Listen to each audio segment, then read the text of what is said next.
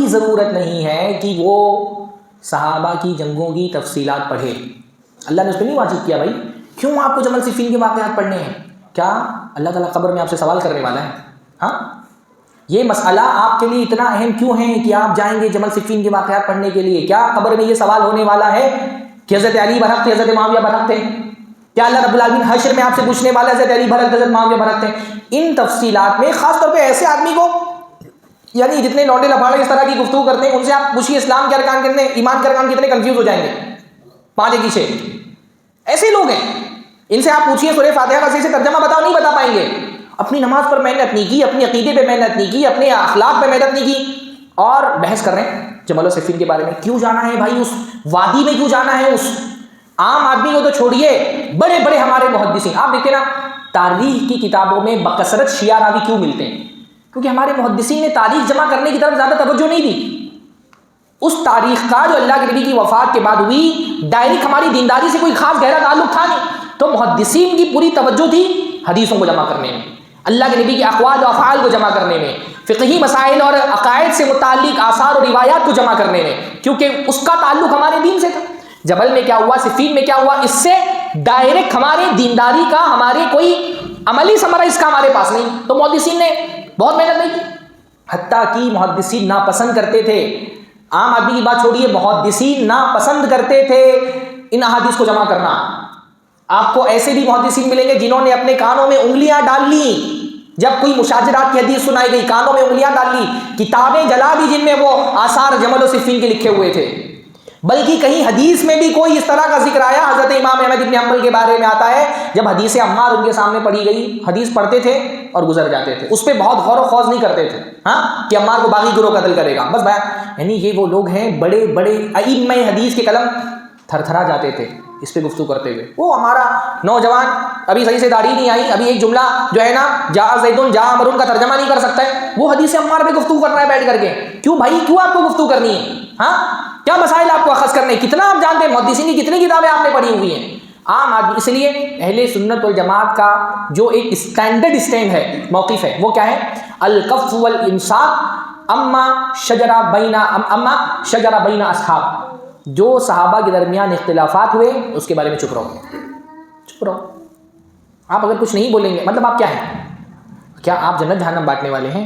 ہاں، آپ کوئی جج ہیں، آپ کے پاس کوئی فیصلہ کرانے کے لیے آیا ہے؟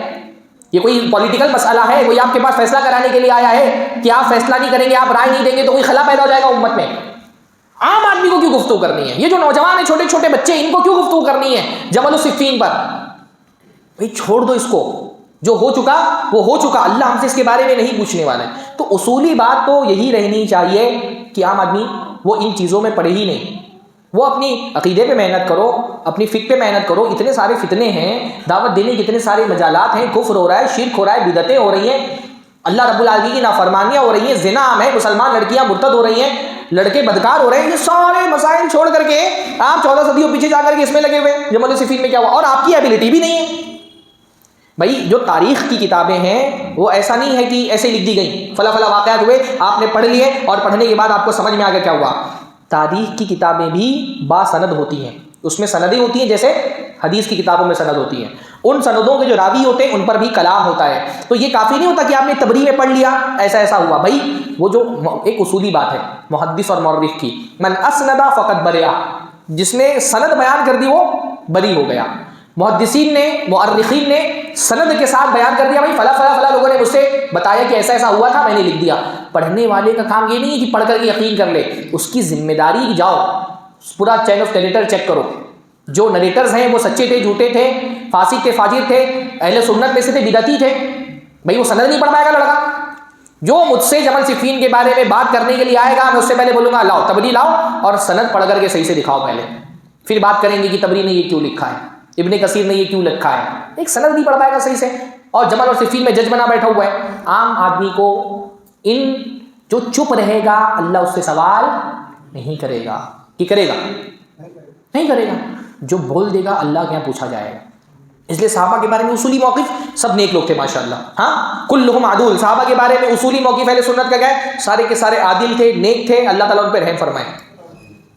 وہ معصوم نہیں تھے، صحابہ معصوم نہیں تھے. ہم صحابہ کو معصوم عن الخطا نہیں مانتے، ان سے گناہ ہوئے ہوں گے، کبیرہ گناہ بھی ہوئے، صغیرہ گناہ بھی ہوئے، پر انشاءاللہ تعالیٰ اللہ تعالیٰ ان کے گناہوں کو معاف کر دے گا. ہم کو خاموش رہنا ان کے بارے میں. ہمارا کام ان کے گناہوں کی فہرست سازی کرنا نہیں ہے. بعض ناہنجار قسم کے لوگ کیا کر رہے ہیں بھائی، چن چن کر کے صحابہ کی غلطیاں جہاں جہاں مل رہی ہے، گناہ مل رہے ہیں، بلا لا کر کے بیان کر رہے ہیں. اس سے دین کا کیا فائدہ ہونے والا ہے بھائی؟ ہاں، صحابہ کے گناہ بیان کر کے صحابہ کو چھوڑے، کسی عام آدمی کی بات کر لیتے ہیں. اگر اس سے کوئی غلطی سرزد ہوئی ہے تو ہمارا کام کیا ہے؟ سب کو بیان کرو، چھپاؤ نا. آپ اپنے بارے میں کیا چاہیں گے؟ آپ سے اگر کوئی غلطی سرزد ہو جائے تو آپ یہی چاہیں گے نا اس پہ پردہ ڈالو. ابھی کوئی جاہل مفتی مناظر تو نہیں بولنا چاہیے، بھاگی جاتا ہے جب مناظرہ کرنے کے لیے کوئی آتا ہے. ہاں، تو کوئی جاہل انجینئر بیٹھا ہوا ہے، اب وہ صحابہ کی کوئی غلطی بیان کرتا ہے، اس کے فالوور کہتے ہیں ارے علماء نے تو یہ باتیں بتائی نہیں اب تک، علماء نے تو یہ سب چھپا کے رکھا تھا، یہ تو ہمارے انجینئر صاحب بیان کر رہے ہیں. بھائی علماء کیوں بتائیں گے کہ صحابہ سے کیا غلطی ہوئی؟ کیا اس سے کوئی دین کا فائدہ جڑا ہوا ہے؟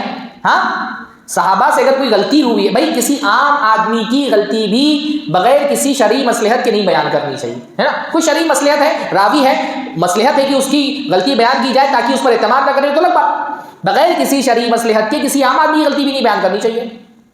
اور اس پر بھائی دلیل کہاں سے لا رہا ہے یہ بندہ؟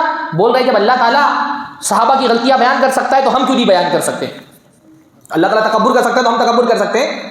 ہاں، اللہ تعالیٰ کے کچھ کرنا اس بات کی دلیل کہاں ہوگی کہ بندے کے لیے بھی وہ کرنا جائز ہو گیا؟ بھائی اللہ تکبر کر سکتا ہے نا، اس کا حق ہے تکبر کرنا، ہم نہیں کر سکتے. اللہ احسان جتا سکتا ہے، ہم احسان جتا سکتے ہیں، تو اللہ تعالیٰ احسان جتا سکتا ہے تو ہم کیوں نہیں؟ یہ اس آدمی کی جہالت کی دلیل ہے کہ دین کی بنیادی چیز اس کو نہیں پتا. اللہ کے عمل سے بندہ دلیل نہیں لے سکتا کہ کیونکہ اللہ کر رہا ہے اس لیے ہم کر سکتے ہیں. ہاں، مطلب اللہ تعالیٰ کر سکتا ہے تو ہم کیوں نہیں کر سکتے؟ تو یہ کوئی نہیں، اس سے دین کا کیا فائدہ ہونے والا ہے؟ صحابہ کی ایک پورا طبقہ اس نے دین ہی مشاجرات بنا دیا، اس کو نماز روزہ حج زکات عقیدہ کسی سے کچھ نہیں ہے، صبح شام جمل صفین. ارے بھائی یہ ہماری کام کی چیزیں نہیں ہیں. ہم کو اللہ تعالیٰ نے ایک داعی امت بنا کر کے بھیجا ہے، غیر شرک ہو رہا ہے اللہ کے ساتھ، جاؤ باہر نکلو، توحید کی دعوت دو، سنت کی دعوت دو. یہ جمل صفین کرنا ہمارا کام نہیں. اس لیے اصولی بات ہمیشہ یہ رہنی چاہیے کہ بھائی مشاجرات پہ بحث کرنا عام آدمی کا کام نہیں. البتہ یہ ہے کہ جب صحابہ کی مشاجرات کا حوالہ بنا کر کے کوئی غلط فہمی ڈال رہا ہے تو جو صحیح صورتحال ہے وہ پیش کرنی چاہیے. ہمارے علماء اگر کہیں مشاجرات پر جمل و صفین پر کتابیں لکھتے بھی ہیں تو ان کا مقصد صحابہ کے بارے میں فیصلہ کرنا نہیں ہوتا ہے. صحابہ پر اگر کوئی ان چیزوں کو ریفرنس بنا کر کے تان کر رہا ہے تو صحیح صورتحال کیا تھی یہ واضح کر دینا، تو تاکہ لوگ غلط صورتحال سے بچ جائیں. صحابہ کی شریعت کے بارے میں بعض اصولی باتیں میں بہت مختصر انداز میں، میرے پاس ٹائم کم ہے میں رکھوں گا. پہلی اصولی بات، صحابہ ایک دوسرے کے دشمن نہیں تھے. یہ بات تو ہم کو قرآن سے پتہ چلتی ہے. اللہ نے فرمایا اشداء علی الکفار رحماء بینہم، یہ کفار پر سخت ہیں، آپس میں ایک دوسرے پر رحم کرنے والے ہیں. صحابہ کے درمیان جو بھی جنگیں ہوئیں وہ آپسی نفرت کی وجہ سے نہیں تھی، کیونکہ وہ نفرت نہیں کرتے تھے ایک دوسرے سے. اور یہ بات میں نہیں کہہ رہا، یہ بات اللہ نے قرآن مجید میں کہی ہے کہ وہ رحماء بینہم، وہ آپس میں ایک دوسرے پر رحم کرنے والے تھے. اس لیے امام ابن خلدون نے لکھا اپنی تاریخ میں جلد اول صفحہ 257 وَلَمْ يَكُونُوا فِي مُحَارِبَتِهِمْ لِغَرَضٍ دُنْيَوِيٍّ وَلَا لِإِيصَالِ بَاطِلٍ وَلَا لِإِسْتِشْعَارِ حَقْدٍ، کہ ان کی جو جنگیں ہوئی، صحابہ کے درمیان جنگیں ہوئی، اس کا انکار نہیں کرتے، پر ان جنگوں کا مقصد نہ کوئی دنیاوی غرض تھی ان کی کہ دنیا کے لیے لڑ رہے ہوں. بھائی وہ دنیا والے تھے ہی نہیں، ان کو دنیا سے اتنی رغبت تھی ہی نہیں. طلحہ اور زبیر جو حضرت امیر معاویہ کے ساتھ تھے، بھائی یہ دونوں تو وہ تھے جنہوں نے خود خلافت سے دستبرداری حاصل کر لی تھی. حضرت عمر نے جن 6 لوگوں کا نام لیا تھا اس میں طلحہ اور زبیر بھی تھے. حضرت طلحہ سے زبیر نے خود کہا تھا کہ ہم کو نہیں بننا ہے، وہ دوسروں کے حق میں دستبردار ہو گئے تھے. یہ کسی دنیاوی غرض سے نہیں لڑ رہے تھے، دنیا کی ان کے دلوں میں کوئی چاہت ہی نہیں تھی. حضرت عائشہ جمل میں ہے، حضرت عائشہ اللہ نے اتنا ان کو نوازا، وہ اپنے پاس رکھتی نہیں تھی، کچھ سب بانٹ دیتی تھی. یہ اللہ کے نبی کے صحابہ تھے، یہ ہم ان کو اپنی ذات پر قیاس نہیں کر سکتے. ان کے دل میں دنیا ان کے لیے مکھی کے پر کے برابر نہیں تھی، دنیا کے لیے نہیں لڑ رہے تھے. ہاں، تو فرمایا یہ کسی دنیاوی غرض سے نہیں لڑ رہے تھے، ان کا مقصد کسی باطل کو تقویت پہنچانا نہیں تھی. وَلَا لِإِسْتِشْعَارِ حَقْدٍ، نہ ان کے دلوں میں ایک دوسرے کے لیے کوئی نفرت تھی. ٹھیک ہے، حضرت علی حضرت امیر معاویہ میں لڑائی ہوئی پر دونوں ایک دوسرے سے نفرت نہیں کرتے تھے. حضرت علی کی وفات ہوئی، حضرت امیر معاویہ کو جب پتہ چلا تو رونے لگے. تو بیوی نے کہا کہ آپ ان کی وفات پر رو رہے ہیں جبکہ آپ نے ان سے جنگیں کی ہیں. تو حضرت امیر معاویہ نے فرمایا کہ لوگوں کو پتہ نہیں کہ لوگوں نے آج کتنے بڑے عالم فاضل اور فقیہ کو کھو دیا، اس سے محروم ہو گئے. یہ نفرت نہیں کرتے تھے آپس میں ایک دوسرے سے، پہلی بات یہ ہے.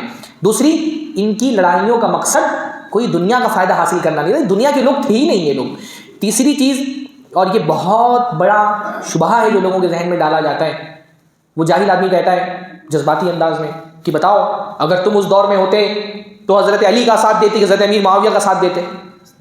اب جو آدمی ساری تفصیلات نہیں جانتا ہے تو ظاہر سی بات ہے بھائی، حضرت علی کا مقام حضرت معاویہ سے بہت زیادہ بلند ہے۔ اللہ کے نبی صلی اللہ علیہ وسلم کے صحابہ میں حضرت علی کا جو مقام ہے، ہم کم یہ مانتے ہیں کہ حضرت ابوبکر، حضرت عمر، حضرت عثمان کے بعد چوتھے نمبر پہ ان کا مقام ہے، ان کی فضیلتیں ہیں، عشر مبشرہ میں سے ہیں، اللہ کے رسول کے داماد ہیں، اللہ کے رسول کی جگر گوش ہے، حضرت فاطمہ کے شوہر ہیں، حسن و حسین جنت کے سردار ہیں، ان کے والد ہیں، حضرت علی کا مقام بہت بلند ہے۔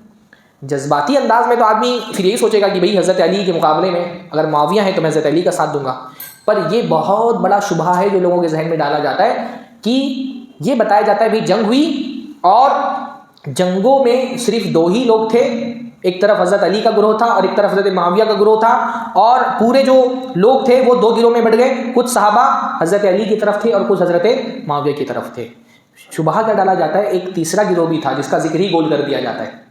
صحابہ تین گروہ میں تقسیم نہیں ہوئے، صحابہ دو گروہ میں تقسیم نہیں تھے، صحابہ تین گروہ میں تقسیم ہوئے تھے۔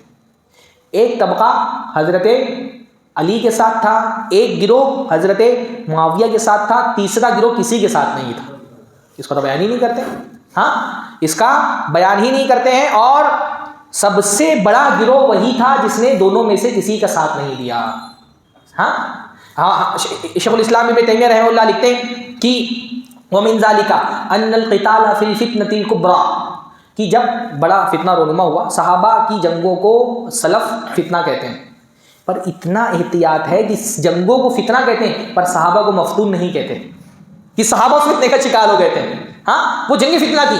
فرمایا جب فتنہ رونما ہوا کان الصحابۃ فیہا ثلاث فرق، تو صحابہ تین جماعتوں میں بٹ گئے، فرقۃ قاتلت من هذه الناحیہ، ایک فرقہ حضرت علی کے ساتھ تھا، وفرقۃ قاتلت من هذه الناحیہ، اور دوسرا طبقہ حضرت امیر معاویہ کے ساتھ تھا، وفرقۃ قعدت، اور ایک فرقہ تھا جو بیٹھا رہا، ایک جماعت تھی جو بیٹھی رہ گئی، جن کو قاعدین کہا جاتا ہے، بیٹھے ہوئے لوگ۔ اور کیوں کہا جاتا ہے یہ آگے میں بتاؤں گا انشاءاللہ، ان کو بیٹھا ہوا کیوں، انہوں نے کسی کا ساتھ نہیں دیا، اور بیشتر صحابہ اسی تیسرے گروہ سے تعلق رکھتے تھے، ان کا تو ذکر ہی گول کر دیتے ہیں۔ ہاں محمد بن سیرین تابعی ہیں، فرماتے ہیں حاجت الفتنہ، جب فتنوں کی آگ بھڑکی، واصحاب رسول اللہ عشرۃ آلاف، اور اللہ کے نبی کے صحابہ 10,000 کی تعداد میں تھے۔ جب جمل و صفین کے واقعات پیش آئے صحابہ کتنی تعداد میں تھے، 10,000 کی تعداد میں، فما حضر فیہا 100، تو 100 صحابہ بھی ان جنگوں میں شریک نہیں ہوئے۔ 10,000 کی تعداد میں صحابہ تھے، 100 صحابہ بھی ان جنگوں میں شریک نہیں ہوئے، بل لم یبلغوا 30، بلکہ اگر جتنے صحابہ ان جنگوں میں شریک ہوئے سب کو جوڑ لیا جائے تو 30 کی تعداد بھی نہیں پہنچتی۔ ظاہر جیسے کہ صحابہ دو بڑی جماعتوں میں شریک ہو گئے تھے، یہاں تو کہہ رہے ہیں محمد ابن سیرین، یہ امام ابو بکر الخلال کی کتاب ہے السنہ، یہ اس کا کوٹ ہے جو میں نے آپ کے سامنے کی ہے، ہاں کہ صحابہ میں 30 صحابہ بھی ان جنگوں میں شریک نہیں رہے تھے۔ ہاں مصنف ابن ابی شیبہ کی روایت، امام شابی کہتے ہیں لم یشہد الجمل من اصحاب النبی صلی اللہ علیہ وسلم من المہاجرین والانصار، مہاجرین اور انصار میں سے اللہ کے نبی صلی اللہ علیہ وسلم کی جتنے صحابہ تھے، مہاجرین اور انصار بڑی تعداد میں زندہ تھے، جنگ جمل میں نہیں شریک ہوا کوئی بھی سوائے علی، عمار، طلحہ، زبیر، بس علی، عمار، طلحہ، زبیر۔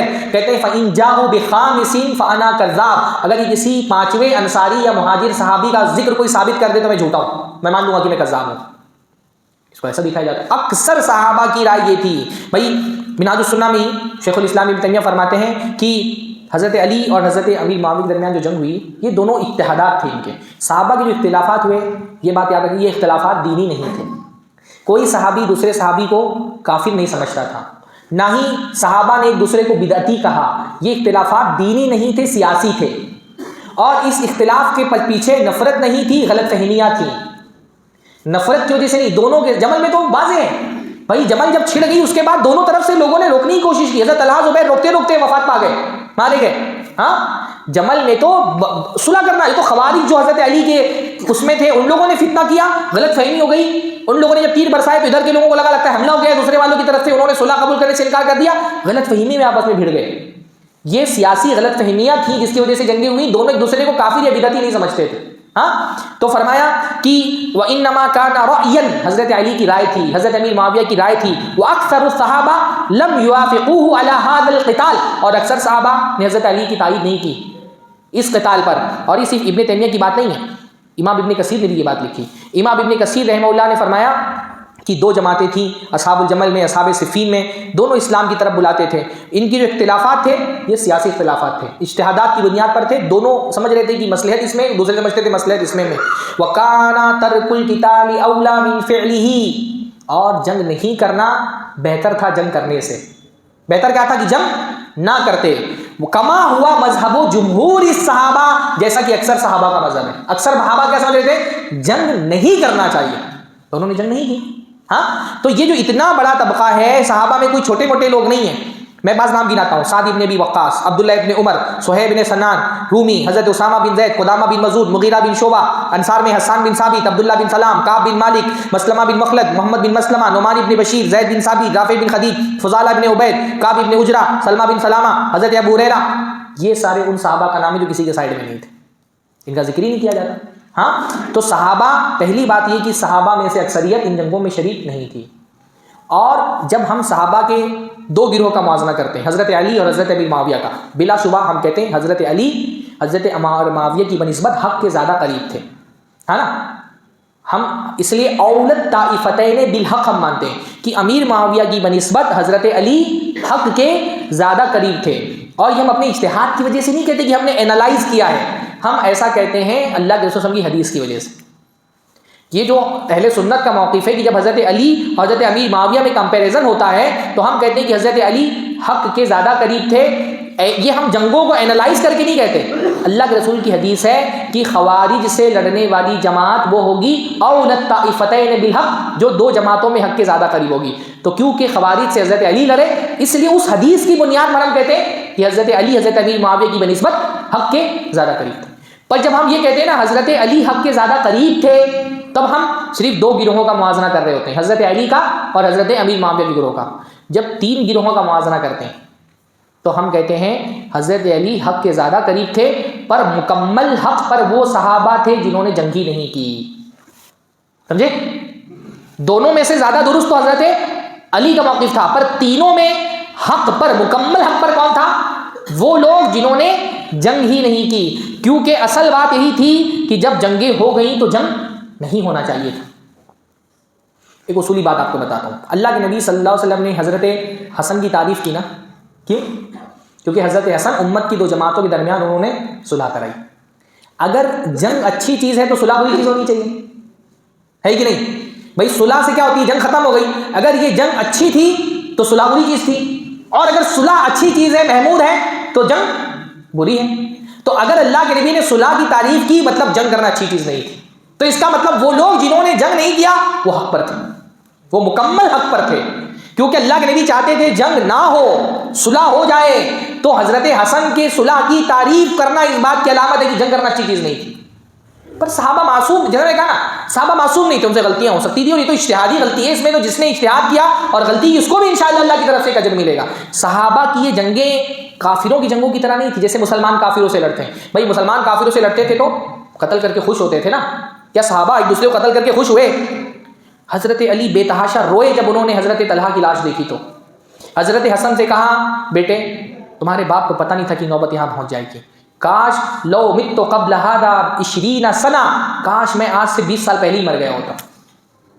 کافروں کو قتل کر کے تو صحابہ خوش ہوتے تھے نا بھائی، لیکن حضرت علی خوش نہیں ہوئے. ہاں، حضرت علی خوش نہیں ہوئے. جو دونوں طرف سے وفات پائی، جن لوگوں نے ان کی جنازے کی نماز دونوں طرف کے لوگوں نے پڑھی. ہاں، دونوں لوگوں نے جنازے کی نماز، دونوں ایک دوسرے کو شہید بولتے تھے. ہاں، جب حضرت زبیر کی سر قلم کر کے لایا گیا حضرت علی کے پاس تو حضرت علی غصہ ہو گئے اور کہا بشر قاتل ابن صفیہ بالنار، جس نے حضرت صفیہ کے بیٹے کو قتل کیا اس کو جہنم کی خوشخبری سنا دو. خوش نہیں ہوئے ایک دوسرے سے. کافروں سے جنگ ہوتی تھی تو مال غنیمت لوٹتے تھے نا. یہاں مال غنیمت نہیں لوٹا گیا، کسی کو غلام نہیں بنایا گیا، کسی کو لونڈی نہیں بنایا گیا. یہ جنگیں الگ طرح کی جنگیں تھیں، وہ غلط فہمی سے ہو گئی. بھائی صحابہ اتنی بڑی دنیا چلانے والے تھے، ایک مسجد میں اختلافات ہو جاتے ہیں، ایک ادارے میں اختلافات ہو جاتے ہیں، ان کو پوری دنیا سنبھالنی تھی تو اختلاف ہو گیا. پر کوئی اس جنگ سے کوئی بھی خوش نہیں تھا. اگر خوشی ہوتی تو حضرت حسن صلح تھوڑی کرتے. ہاں، بلکہ مسلمانوں نے جو جنگیں خوارج سے لڑی نا ویسی جنگیں بھی نہیں تھی، کیونکہ خوارج سے لڑنے کو بھی مسلمانوں نے شرف کی بات سمجھی۔ اللہ کے نبی نے فرمایا تھا نا کہ خوارج سے جنگ ہوگی اور اس میں ایک آدمی ہوگا ذو الصدی، جس کی 2 پستانیں ہوں گی۔ جب نہروان کی جنگ کون سی جنگ ہوئی تھی؟ جب جنگ ہوئی اور وہ جو ہے مارے گئے خوارج، تو حضرت علی نے ڈھونڈا باقاعدہ کہ وہ 2 پستانوں والا بندہ کہاں ہے۔ جب وہ ملا تو حضرت علی خوش ہوئے، اس کو قتل، خوارج کو قتل کر کے مسلمان خوش ہوئے۔ آپس میں جو جنگی ہوئی تھی اس میں صحابہ خوش نہیں تھے ایک دوسرے سے، ہاں۔ تو یعنی آپ کو بڑی تعداد میں صحابہ ملیں گے، کن کن کا ذکر میں کروں؟ ہاں، حضرت ابو ہریرہ کی حدیث تھی۔ اچھا میں یہ کیوں کہہ رہا ہوں، ہم یہ کیوں کہتے ہیں کہ جو صحابہ جنہوں نے جنگیں نہیں لڑی وہ سب سے زیادہ وہ حق پر تھے، مکمل حق پر، کیونکہ اللہ کے نبی نے پیشین گوئی کی تھی ان جنگوں کی۔ اور اللہ کے نبی نے، یعنی حضرت علی کا تو اجتہاد تھا، حضرت امیر معاویہ کا اجتہاد تھا، تیسرا گروہ جو جنگ نہیں لڑ رہا تھا اس کا اجتہاد نہیں تھا، اس کے پاس صریح نص موجود تھی، اللہ کے رسول کی حدیث موجود تھی، وہ اجتہاد نہیں کر رہے تھے، ان کو اللہ کے نبی نے تاکید کی تھی کہ جنگ نہیں لڑنا۔ حضرت ابو ہریرہ کہتے ہیں اللہ کے نبی صلی اللہ علیہ وسلم نے فرمایا ستکون فتن، ان قریب فتن ہوں گے، ہاں ستکون فتن، ان قریب فتنے رونما ہوں گے۔ تو جب فتنے رونما ہو، القائد فیہا خیر من القائم، تو بیٹھا رہنے والا کھڑے رہنے والے سے اچھا ہوگا، اسی لیے ان صحابہ کو قائدین کہا جاتا ہے، جو بیٹھے رہیں گے۔ جو بیٹھا ہے وہ کھڑے ہونے والوں سے اچھا ہوگا، جو کھڑا ہے وہ چلنے والے سے بہتر ہوگا، جو چل رہا ہے وہ دوڑنے والے سے بہتر ہوگا، جو اپنے آپ کو بچانا چاہے گا بچ جائے گا، جو اس کے قریب جائے گا یہ آگ اس کو اچک لے گی۔ اللہ کے نبی نے منع کیا تھا صحابہ کو، اس لیے صحابہ ان جنگوں میں شریک نہیں ہوئے، ان کے پاس اللہ کے نبی کی واضح حدیث موجود تھی، وہ اجتہاد نہیں کر رہے تھے، ان کو منع کیا تھا اللہ کے رسول نے۔ ہاں، حضرت ابو مسلم انصاری رضی اللہ تعالیٰ عنہ، ہاں، اللہ کے نبی صلی اللہ علیہ وسلم کے بہت عظیم صحابی ہیں ابو مسلم انصاری، اور حضرت علی کے قریبی انسان تھے، ترمذی کی روایت ہے۔ حضرت علی جب جنگیں شروع ہوئی تو حضرت علی ابو مسلم کے پاس آئے اور کہا الا تعیننی علی ھذا القوم، ابو مسلم یہ میری جنگیں ہو رہی ہیں، کیا تم میری مدد نہیں کرو گے؟ اس قوم کے خلاف ان جنگوں میں میرا ساتھ نہیں دو گے؟ ابو مسلم انصاری نے کہا کیوں نہیں، میں تو بالکل تیار بیٹھا ہوں۔ ہاں، اپنی لونڈی سے کہا جاؤ میری تلوار لے کر کے آؤ۔ ہاں، لونڈی گئی، تلوار لے کر کے آئی، تلوار لی اور نیام سے تھوڑا سا نکال کر کے حضرت علی کو دکھایا۔ حدیث کے الفاظ ہے فَإِذَا هُوَ مِنْ خَشَبٍ، وہ لکڑی کی تلوار تھی، وہ لکڑی کی تلوار تھی۔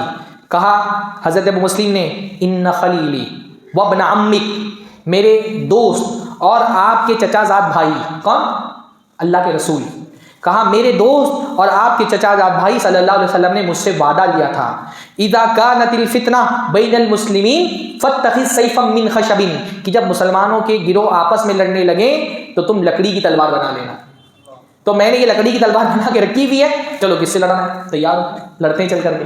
ہاں، حضرت علی غصہ ہو گئے، کہا لا حاجت لی فیک ولا فی سیفک، نہیں چاہیے، نہ تم چاہیے نہ تمہاری تلوار چاہیے، جاؤ، چلے گئے۔ ہاں، حضرت اسامہ بن زید جرنیل صحابہ میں سے، اسامہ بن زید کون ہے؟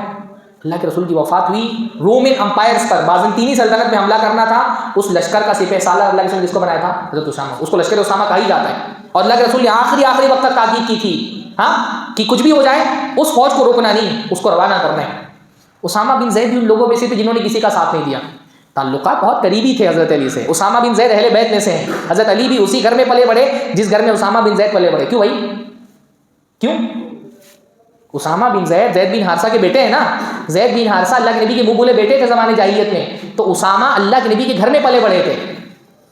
اسامہ بن زید وہ شخصیت ہے کہ جب ایک عورت نے چوری کر لی تھی نا، تو لوگوں نے کہا نبی کا کوئی چہیتا ہو تو چلو اس سے سفارش کرواتے ہیں، تو سب گئے اسامہ کے پاس، کیونکہ پتہ تھا کہ اللہ کے نبی اسامہ سے بہت محبت کرتے ہیں، تو حضرت علی سے بہت قربت تھی اسامہ بن زید کی، پر اس جنگ میں حضرت علی کا حضرت اسامہ نے ساتھ نہیں دیا۔ تو کچھ ان کو ضرورت تھی، حضرت علی خلیفہ تھے تو بھیجا اپنے ایک ساتھی کو، کہا کہ جاؤ اور جا کر کے میرے لیے کچھ مانگ کر کے لاؤ، ہاں، حضرت علی سے، اور کہا کہ انہ سیسألک الآن، وہ آپ سے پوچھیں گے کہ اس جنگ میں اسامہ کیوں نہیں ہے میرے ساتھ، تو ان سے کہنا کہ اسامہ نے کہا ہے لو کنت فی شدق الاسد لاحببت ان اکون معک فی، کہ اگر آپ شیر کے جبڑے میں بھی ہوتے تو اسامہ نے کہا ہے کہ وہ پسند کرتے کہ وہاں شیر کے جبڑے میں بھی وہ آپ کے ساتھ رہیں، ولیکن ھذا امر لم ارہ، لیکن یہ جنگ ہے اس میں شریک ہونے کو میں درست نہیں سمجھتا، یہ مسلمانوں کی جنگوں میں میری تلوار کسی مسلمان کو خون بہائے یہ مجھے پسند نہیں ہے۔ ایک اور عظیم ترین صحابی حضرت سعد بن ابی وقاص، اللہ کے نبی صلی اللہ علیہ وسلم کے صحابی، عشر مبشرہ میں سے ہیں، جب جنگیں شروع ہوئیں حضرت سعد بن ابی وقاص نے مدینہ ہی چھوڑ دیا، وہ ایک دور بستی میں کہیں سنسان علاقے میں جا کے بس گئے اپنا گھوڑے ووڑے لے کر کے، اور گھر والوں کو کہا کسی جنگ کی خبر بھی مجھ تک نہیں آنی چاہیے، ہاں جب مسلمانوں کے درمیان صلح ہو جائے تب آ کر کے مجھے بتانا، جنگ کی خبر بھی مجھ تک نہیں آنی چاہیے. چھوڑ دیا مدینہ ہی، سیاست کا کیونکہ مرکز مدینہ تھا، مدینہ ہی چھوڑ دیا. ان کا بیٹا ایک مرتبہ حضرت سعد سے ملنے کے لیے گیا تو انہوں نے دور سے دیکھا کہ وہ بیٹا ان کا آ رہا ہے، تو انہوں نے دعا کی اعوذ باللہ من شر ھذا الراکب، میں اس سوار کے شر سے اللہ کی پناہ چاہتا ہوں. ہاں بیٹا آیا اور بیٹے نے کہا اتنی جنگیں ہو رہی ہیں، سیاست ہو رہی ہے، آپ بالکل گمنامی کی زندگی گزار رہے ہیں، آپ ان جنگوں میں کیوں نہیں شریک ہو رہے، اس سیاست میں کیوں نہیں حصہ لے رہے. انہوں نے بیٹے کی، صحیح بخاری کی روایت ہے، بیٹے کے سینے پہ ہاتھ مار کے کہا اللہ کے نبی نے فرمایا ہے ان اللہ یحب العبد التقی الغنی الخفی، اللہ تعالیٰ ایسے بندے کو پسند کرتا ہے جو تقوی والا ہے، غنی سب سے بے نیاز ہے، الخفی گمنامی کی زندگی گزار رہا ہے. فتنے کے موقع میں گمنام ہو جاؤ اللہ تعالیٰ کوئی سوال نہیں کرے گا. ہاں کتنے، حضرت محمد ابن مسلمہ یہ ایسے صحابی ہیں جن کے بارے میں اللہ رسول نے فرمایا تھا لا تضرک الفتنہ، تم کو فتنہ نقصان نہیں پہنچائے گا، پہلی قاعدہ اللہ کے رسول صلی اللہ علیہ وسلم نے. ہاں وہ بیان کرتے ہیں کہ اللہ کے نبی صلی اللہ علیہ وسلم نے ان سے کہا تھا کہ جب مسلمانوں کے درمیان جنگ ہونے لگے تو احد پر آ کر کے اپنی تلوار توڑ دینا، احد پہ آ کر کے اپنی تلوار توڑ دینا. محمد بن مسلمہ کہتے ہیں فقط وقعت، وہ واقعہ ہوا جیسا اللہ کے رسول نے کہا تھا کہ مسلمانوں کے درمیان جنگیں ہوں گی، جنگیں ہوئی. وفعلت ما قال رسول اللہ صلی اللہ علیہ وسلم، اور میں نے وہی کیا جو اللہ کے رسول نے کہا تھا، تلوار توڑ دی اپنی. ہاں تو بھائی یہ وہ طبقہ تھا صحابہ کا جنہوں نے جنگیں نہیں کی. اب میں آپ سے سوال کرتا ہوں، حضرت امیر، حضرت معاویہ اور یہ تیسرا طبقہ صحابہ کا، تین جماعتیں آپ کے ساتھ میں ہیں، آپ ان تینوں میں سے کس کا ساتھ ہوتے؟ تیسری کا. ہم کسی سے نہیں لڑتے بھائی. یہ جاہل آدمی کہتا ہے میں تو حضرت امیر معاویہ کے سر پہ تلوار لگ دیتا، اللہ اس کو غارت کرے اگر اس کے ہاتھ دل میں ہدایت اللہ تعالیٰ نے نئی توفیق میں رکھی ہے تو. ہاں حضرت عمر ابن عبدالعزیز سے پوچھا گیا ان جنگوں کے بارے میں، کتنا پیاری بات انہوں نے کہی. انہوں نے کہا ہم وہ لوگ ہیں جن کی تلواروں کو اللہ نے صحابہ کے خون سے محفوظ رکھا، الحمدللہ اللہ کا بڑا فضل ہے، ہم اس دور میں نہیں پیدا ہوئے، اس فتنے سے محفوظ رہے، ہمارے ہاتھ پہ کسی صحابے کے خون کا نشان نہیں ہے. ہم وہ لوگ ہیں جن کی تلواروں کو اللہ نے صحابہ کے خون سے محفوظ رکھا، اب ہمارا کام یہ ہے کہ اپنی زبان کو ان کے ذکر شر سے محفوظ رکھیں. ختم. اس کے آگے کچھ ضرورت رہ جاتی ہے بولنے کی؟ کوئی سوال باقی رہ جاتا ہے؟ مت بولو کچھ بھی، اللہ تعالیٰ کے تم سے کوئی سوال نہیں ہوگا، بولا ہے توبہ کر لو. صحابہ کوئی عام لوگ نہیں ہیں، ان کے خلاف ایک غلط بات اگر زبان سے نکلی ہے، ان کی عزت حرمت بہت عظیم ہے، اللہ رب العالمین کیا تمہارے اعمال ضائع ہو سکتے ہیں. یہ عام لوگ نہیں ہیں. اتنا بڑا رسک مت لو. ویسے کتنا نیکی کر لیتے ہو بھائی؟ ہاں کتنا تمہارے پاس نیکیاں ہو گئی کہ صحابہ کے خلاف بول کر کے تم کو اپنے نیکیوں کو رسک پہ ڈالنا ہے. ٹھیک ہے بھائی صحابہ سے غلطیاں ہو گئی، مان لیتے ہیں کہ بھائی پہلی بات تو میں نے کہا کہ صحابہ بیشتر جو ان جنگوں سے، آخری بات میں کہتا ہوں، ان جنگوں سے متعلق بیشتر روایات ضعیف ہیں، موضوع ہیں، من گڑت ہے، بہت کچھ گڑھ کر کے صحابہ کی طرف منسوب کر دیا گیا. جو ثابت بھی ہیں ان میں بہت کچھ ملاوٹ کی گئی ہے. جو ملاوٹ بھی نہیں کی گئی اور واقعتاً صحابہ کے بارے میں ثابت ہے کہ انہوں نے کوئی غلطی کی، تو بھائی ان کی، ہم یہ نہیں کہتے صحابہ معصوم الخطا تھے نا، صحابہ سے غلطیاں ہوئی، ان سے بھی غلطی ہوئی. بھائی صحابہ سے کبیرہ گناہ بھی ہو سکتے ہیں، پر صحابہ کی نیکیاں اتنی بڑی ہیں کہ ان نیکیوں کے مقابلے میں ان کے گناہ کی کوئی حیثیت نہیں رہ جاتی ہے نا. ان کا اللہ کے رسول صلی اللہ علیہ وسلم کے ساتھ تعاون کرنا، جہاد کرنا، ایمان لانا، نصرت کرنا اللہ کے نبی کی اتنی بڑی نیکی ہے. صحابہ سے غلطی، میں نے ایک عورت سے زنا ہو گیا، اللہ کے نبی کی بیوی، اللہ کے نبی نعوذ باللہ، اللہ کے نبی کی صحابیہ، زنا سرزد ہو گیا. ہاں آج اللہ کے نبی کے سامنے اقرار کیا، زنا کبیرہ گناہ ہے نا. اللہ کے نبی نے کہا واپس جاؤ توبہ کرو، اللہ معاف فرما دے گا، لیکن اصرار کرتی رہی. اللہ کے نے ایک چانس اور دیا کہ بچہ ہو جائے گا تو آنا، بچہ ہو گیا پھر آ گئی. اللہ نے ایک چانس اور دیا کہ کھانے لائق ہو جائے گا تو آنا، اگر نہیں آتی تو اللہ کے رسول پوچھواتے نہیں. پر اتنا خوف تھا اللہ کا، بچہ پیدا ہو گیا، کھانا کھانے کے لائق ہو گیا، روٹی ہاتھ میں لے کر کے لے کے آئی. تحقیق نہیں یا رسول اللہ، اللہ کے رسول مجھے پاک کر دیجیے. بھائی زنا جیسا گناہ ہوا ہے، چھوٹا گناہ نہیں ہے، پر خوف کیسا اللہ کے دل میں. اللہ رسول نے کہا لے جاؤ اس کو رجم کر دو. صحابہ کرام لے کر کے گئے، سینے تک دفنایا گیا، پتھروں سے مار مار کے رجم کر دیا گیا. کسی صحابی نے پتھر مارا تو غالباً خون کا چھینٹا کپڑے پہ آگے پڑا تو انہوں نے کوئی بری بات کہہ دی.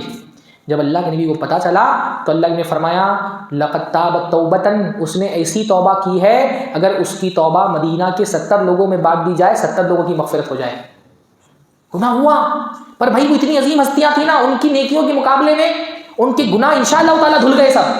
ہاں حاتب ابن ابی بلتا اللہ کے نبی کے صحابی ہیں، بدری، جاسوسی کر دی. اللہ کے فتح مکہ کے موقع پہ نکل رہے تھے، خط بھیج دیا فتح مکہ کے موقع پہ کہ اللہ کے نبی لشکر لے کے آ رہے ہیں. اتنا بڑا جرم تھا جس کی سزا قتل تھی. اصولاً جاسوسی کی سزا اسلامی حکومت میں قتل ہے. حضرت عمر نے جب تلوار نکالی مارنے کے لیے کہ اللہ کے رسول اجازت دیجیے میں قتل کر دوں، اللہ کے رسول نے یہ نہیں کہا کہ اس کی سزا قتل نہیں ہے، اللہ کے رسول نے کہا عمر یہ بدری ہیں، تم کو کیا پتا، بدریوں کو خطاب کر کے اللہ نے کہا تم کچھ کر لو، اللہ کے تمہاری کوئی پکڑ نہیں ہوگی۔ یہ نیکیاں تھی ان کی نا، تو امید کرتے ہیں انشاءاللہ تعالی ہم کہ اگر حضرت امیر معاویہ سے کوئی غلطی بھی ہوئی، حضرت علی سے کچھ غلطیاں سرزد ہوئیں، دوسرے صحابہ سے کوئی غلطی بھی ہو گئی، حضرت عائشہ، حضرت طلحہ، زبیر کی اجتہادات میں مان لیجیے غلطی بھی تھی، ان کی نیکیاں اتنی زیادہ ہیں انشاءاللہ ان کے گناہ اس میں دھل گئے ہوں گے۔ اور اگر نہیں بھی دھلے تو ہمارا کام ہے ہم ان کے لیے مغفرت کی دعا کریں گے۔ آخری بات، ٹھیک ہے بھائی حضرت امیر معاویہ سے غلطی ہو گئی یا کسی صحابی سے غلطی ہو گئی تو ہمارا کام کیا ہے؟ اللہ تعالیٰ نے مہاجرین و انصار اور سارے صحابہ کا ذکر کرنے کے بعد کیا فرمایا؟ والذین جاءوا من بعدہم یقولون ربنا اغفر لنا ولاخواننا الذین سبقونا بالایمان، جو لوگ ان کے بعد آئے وہ کہتے ہیں، دعا کرتے ہیں اللہ سے، اللہ ہم کو بھی بخش دینا، اور وہ لوگ جو ایمان میں ہم سے سبقت لے گئے ان کو بھی بخش دینا۔ ولا تجعل فی قلوبنا غلا للذین آمنوا، اور اللہ ہمارے دل میں ایمان والوں کے لیے کوئی بغض و نفرت نہیں رکھنا۔ وہ دل گندا ہے جس میں کسی صحابی کے لیے نفرت ہے، بغض ہے، پاک کرو اس دل کو۔ یہ بغض و نفرت جو تمہارے دلوں میں ہے یہ شیطان نے ڈالا ہے۔ نبی صلی اللہ علیہ وسلم کے اصحاب بہت پاک لوگ ہیں، اپنے دلوں کو ان کی طرف سے صاف کر لو، ہاں اللہ تعالیٰ تمہاری پکڑ اس پہ نہیں کرے گا انشاءاللہ تعالیٰ۔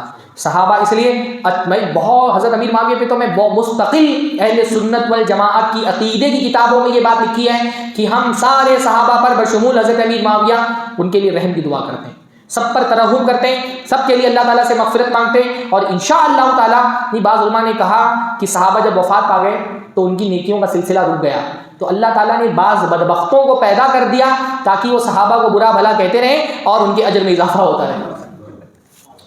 تو بھائی تم کچھ بھی بول لو، میں سمجھتا ہوں کہ حضرت امیر معاویہ کا مرتبہ بلندی ہو رہا ہے تمہارے بولنے سے، تمہارے فیصلے سے، اللہ تعالیٰ کے حکم پر کوئی تم کیا خدا ہو کہ تو جنت جہنم تقسیم کر رہے ہو؟ تم بولتے رہو، تم جتنا بولو گے انشاءاللہ امیر معاویہ کا مرتبہ اللہ کے پنی بلند ہوتا رہے گا۔ اللہ ہم سب کو دین کا صحیح فہم عطا فرمائے۔ اقول قولی ھذا واستغفر اللہ لی ولکم وسائر المسلمین واستغفروہ انہ الغفور الرحیم، وآخر دعوانا الحمد للہ رب العالمین، والسلام علیکم ورحمۃ اللہ وبرکاتہ۔